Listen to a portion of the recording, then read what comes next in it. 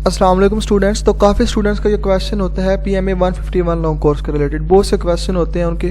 तो सबसे पहले मैं आपको ये बताता चलूँ कि PMA 151 लॉन्ग कोर्स में सिर्फ अनाउंस होने में 40 दिन रह गए हैं। PMA 151 लॉन्ग कोर्स या तो 5 अक्टूबर को अनाउंस होगा या फिर 13 अक्टूबर को अनाउंस होगा। 5 से 15 अक्टूबर के दरमियान इंशाल्लाह ताला ये अनाउंस हो जाएगा।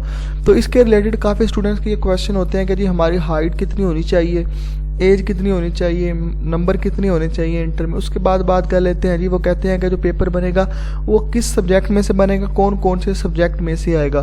तो इस तरह के उनके बेशुमार क्वेश्चन उनके जहनों में आ रहे होते हैं। तो आज इंशाल्लाह ताला मैं आपको प्रॉपर गाइड करूंगा कि आप लोगों ने प्रिपरेशन कहाँ से करनी है और किस तरह प्रिपरेशन करनी है और कैसे स्टार्ट करनी है, किस सब्जेक्ट से स्टार्ट करनी है। तो सबसे पहले बात कर लेते हैं जी, दिन रह गए हैं आप लोगों के पास 40 दिन से मुराद ये है कि जी आप 40 दिनों में अगर 2 घंटे भी पढ़ें डेली का PMA 151 लॉन्ग कोर्स को दे तो वो कितने बनेगा जी, 80 घंटे बनेंगे जी रजिस्ट्रेशन से पहले। तो आप जैसे अपने आप को रजिस्टर करेंगे, 1 मंथ का टाइम आपको वहाँ से मिलेगा। 40 और 30 70 हो गए, 70 ज़रब 2 140 घंटे बनते हैं ये आप लोगों के पास प्रिपरेशन करने के लिए। तो आप लोगों ने प्रिपरेशन कहाँ से करनी है और किस तरह करनी है, आप लोगों ने किन सब्जेक्ट में से पेपर आएगा। तो सबसे पहले जो क्वेश्चन होता है हाइट, एज और मार्क्स के रिलेटेड, इसके बारे में मैं आपका क्वेश्चन क्लियर कर देता हूँ कि ये चीज़ें भी बहुत ज़्यादा ज़रूरी हैं। इसमें अगर आप एक में भी इनएलिजिबल है तो आप लोग इसमें अप्लाई नहीं कर सकते और आप इसका टेस्ट नहीं दे सकते। सबसे पहले बात कर लेते हैं जी हाइट की। हाइट आप लोगों की मिनिमम होनी चाहिए जी 5 फीट 4 इंच। 5 फीट 4 इंच से अगर आपकी 1 सेंटीमीटर भी आपकी कम हुई तो आपका सिलेक्शन इम्पॉसिबल है, नहीं सिलेक्शन हो सकता। उसके बाद बात कर लेते हैं जी एज आप लोगों की कितनी होनी चाहिए। एज आप लोगों की मिनिमम 17 साल होनी चाहिए, मैक्सिमम होनी चाहिए 22 साल होनी चाहिए। जो सा आप लोगों को रिलैक्सेशन मिलता है वो 3 मंथ लोअर केस में मिलता है अगर 17 साल से 3 मंथ कम है। और इसी तरह अगर आप लोगों की 22 साल उम्र है तो 3 मंथ आप लोगों को उसमें अपर एज में भी रिलैक्सेशन मिलेगा 22 साल से अगर आप लोगों की 3 मंथ ज़्यादा है।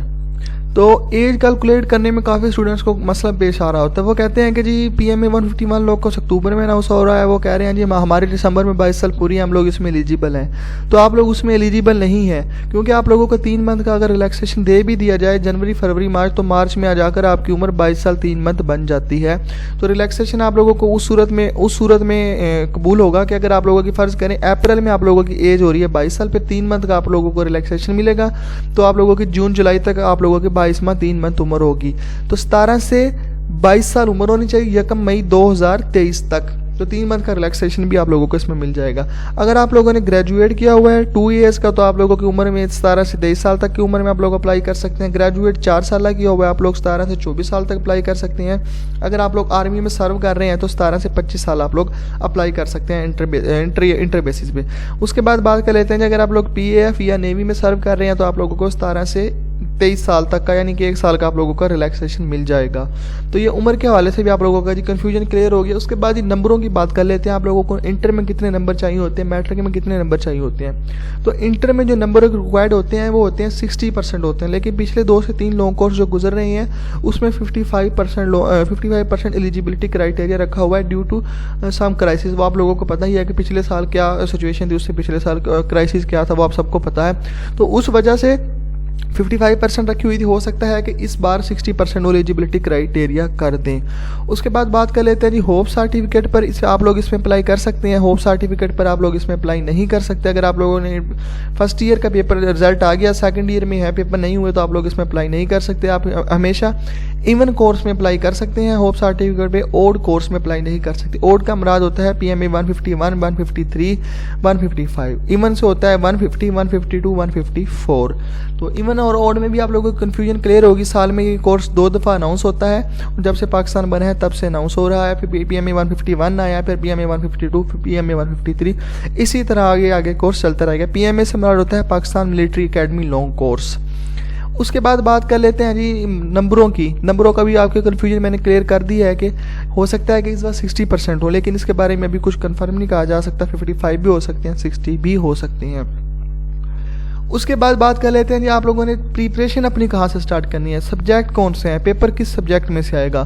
तो पीएमए का जो सा पेपर होता है इसमें वर्बल क्वेश्चंस होते हैं, नॉन वर्बल क्वेश्चंस होते हैं। तो ये दोनों इंटेलिजेंस के क्वेश्चन होते हैं आप लोगों को। इसके लिए कोई भी बुक लेनी पड़ेगी, तो आप लोग वहाँ से अच्छे तरीके से समझ लीजिएगा, तो इंशाल्लाह ताला आप लोगों की ये क्लियर हो जाएंगे। बाकी डिस्क्रिप्शन में मैं लिंक लगा देता हूँ वर्बल क्वेश्चन का, तो आप लोग वहाँ से भी देख लीजिएगा। उसके बाद बात कर लेते हैं जी, इसके बाद आपको जो क्वेश्चन आएंगे वो होगा जी एकेडमिक क्वेश्चन। अगर आप वर्बल नॉन वर्बल क्लियर करते हैं उसके बाद आप लोगों का एकेडमिक क्वेश्चन आएंगे। एकेडमिक क्वेश्चन में होती है जी पाक स्टडी के बाद बात कर लेते हैं इस्लामियत के बाद बात कर लेते हैं जी जनरल नॉलेज के काफ़ी ज़्यादा क्वेश्चन होते हैं। अगर आप ये तीन चीज़ अच्छे तरीके से कर लें, पाक स्टडी, इस्लामियत, जनरल नॉलेज क्वेश्चन, तो आप लोग कुछ बाकी कोई और चीज़ ना करें तो आप लोगों का इंशाल्लाह ताला पेपर क्लियर हो जाएगा। ज़्यादातर क्वेश्चन इन्हीं में से आते हैं, इस्लामियत में से, मुशर्रअत उलूम में से और जनरल नॉलेज में से। जनरल नॉलेज से मुराद ये होता है कि वर्ल्ड कहीं से भी आप लोगों से क्वेश्चन पूछा जा सकता है, कोई भी आप लोगों से क्वेश्चन पूछा जा सकता है। तो PMA 150 लॉन्ग कोर्स में जो क्वेश्चन रिपीट हुए हैं डिफरेंट सेंटर्स में, उनका लिंक मैं डिस्क्रिप्शन में लगा देता हूँ, तो आप लोगों ने वहाँ से जाकर देख लेने हैं। होता यही है कि बाज़ वो क्वेश्चन रिपीट हो रही होते हैं बार, तो आप लोगों ने वो क्वेश्चन भी करने हैं जो कि PMA 151 लॉन्ग कोर्स में आए हैं। रिपीट क्वेश्चन में वो वाले आप लोगों ने अच्छे तरीके से करने हैं, क्योंकि वही क्वेश्चन बार बार रिपीट हो रहे होते हैं। तो हमेशा आप लोगों ने जब भी क्वेश्चन की प्रिपरेशन करनी है, अगर आप लोग 2 घंटे डेली पढ़ते हैं, 1.5 घंटा आप लोग न्यू क्वेश्चन बुक का पढ़ें और आधा घंटा आप लोग PMA 151 लॉन्ग कोर्स यानी कि पास्ट के क्वेश्चंस पढ़ें। तो डिस्क्रिप्शन में मैं लिंक लगा देता हूँ वर्बल क्वेश्चन के रिलेटेड भी, और जो PMA 151 लॉन्ग कोर्स में 150 लॉन्ग कोर्स में रिपीट हुए हैं डिफरेंट सेंटर्स में क्वेश्चन, उनका भी। तो यहाँ पर मैंने एक बात लिखी हुई है, the past can not be change but future is in your power. जो पास्ट है गुजरा हुआ वो चेंज नहीं हो सकता, लेकिन फ्यूचर आने वाला आप चेंज कर सकते हैं अपनी ताकत से, उसको चेंज आप ही कर सकते हैं। You change your luck by own working. जो आपका किस्मत है आप लोग सिर्फ अपने काम से उसको चेंज कर सकते हैं, मेहनत से चेंज कर सकते हैं। तो मेहनत करेंगे तो इसका आप लोगों को सिला ज़रूर मिलेगा। तो अगर आप लोगों ने जॉब्स अलर्ट्स के हवाले से, यूनिवर्सिटीज़ में एडमिशन्स के हवाले से और आप लोगों को स्कॉलरशिप्स के हवाले से अपडेट्स चाहिए, तो इस चैनल को ज़रूर सब्सक्राइब कर लीजिएगा और बेल आइकन पर ज़रूर क्लिक कीजिएगा। तो अगर आपको आज वाली ये वीडियो पसंद आई है तो इसको लाइक कीजिएगा, अगर पसंद नहीं आई तो बेशक डिसलाइक कर दीजिएगा। तो अगर आपको पसंद आई हो तो कमेंट में भी ज़रूर बताइएगा। तो अल्लाह ताला आप सबको कामयाब करे। तो मेहनत कीजिए, इंशाल्लाह ताला आप लोगों को इसका सिला ज़रूर मिलेगा। आमीन।